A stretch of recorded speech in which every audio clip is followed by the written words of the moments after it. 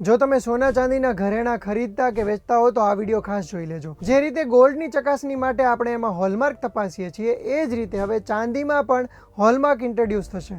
1 સપ્ટેમ્બરથી આ નિયમ લાગુ થઈ શકે છે અને BIS એટલે કે બ્યુરો ઓફ ઇન્ડિયન સ્ટેન્ડર્ડ્સ દ્વારા તો એની જાહેરાત પણ કરી દેવામાં આવી છે। તો મિત્રો, જો તમને ખબર ના હોય કે હોલમાર્ક શું છે તો એ પહેલાં જણાવી દઉં।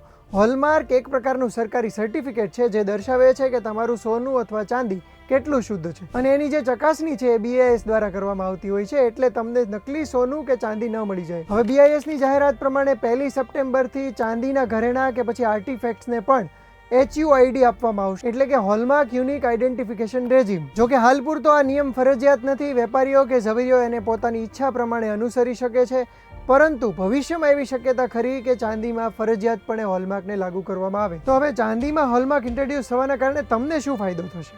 પહેલી વાત તો તમને વિશ્વાસ રહે કે મને જે ચાંદી મળી રહ્યું છે એમાં શુદ્ધતા કેટલા ટકા છે।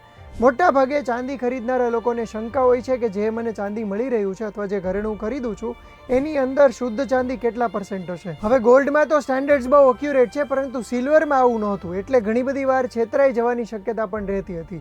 હવે એ સંશયમાંથી તમે મુક્ત થઈ શકશો। બીજો સૌથી મોટો ફાયદો એ થશે કે ઘણી બધી વખત ચાંદી જ્યારે તમે વેચવા જાઓ છો ત્યારે એની કિંમત બહુ નજીવી આવતી હોય છે, પરંતુ જ્યારે હોલમાર્ક વાળું ચાંદી કોઈ વેચવા જશે ત્યારે એની કિંમત એને પૂરતી મળી રહેશે। જોકે દેખીતી રીતે જ તમારા જે જૂના ખરીદેલા ચાંદીના ઘરેણાં હશે એની અંદર તો હોલમાર્કિંગ ન થઈ શકે, પરંતુ હવે નવેસરથી તમે જ્યારે ચાંદી ખરીદવા જાઓ છો ત્યારે વેપારી પાસેથી હોલમાર્ક વાળું ચાંદી માગી શકો છો। આ સિવાય તમને ખ્યાલ જ હશે કે BIS દ્વારા 9 કેરેટ ગોલ્ડના ઘરેણા પર હોલમાર્કિંગની સિસ્ટમ લાગુ કરવામાં આવી છે, જેના કારણે તમે ઓછું શુદ્ધ પરંતુ સસ્તા ભાવનું ગોલ્ડ ખરીદી શકશો। તો મિત્રો, આ વિડીયો તમારા મમ્મી, માસી, ફઈબા કે બહેન જે કોઈ પણ ગોલ્ડ સિલ્વરની ખરીદીમાં ઇન્ટરેસ્ટેડ હોય એમની સાથે શેર કરજો અને આ જ પ્રકારના ઇન્ફોર્મેટિવ વિડીયોઝ જોવા માટે ગુજરાત સમાચારના ડિજિટલ પ્લેટફોર્મ જોતા રહેજો।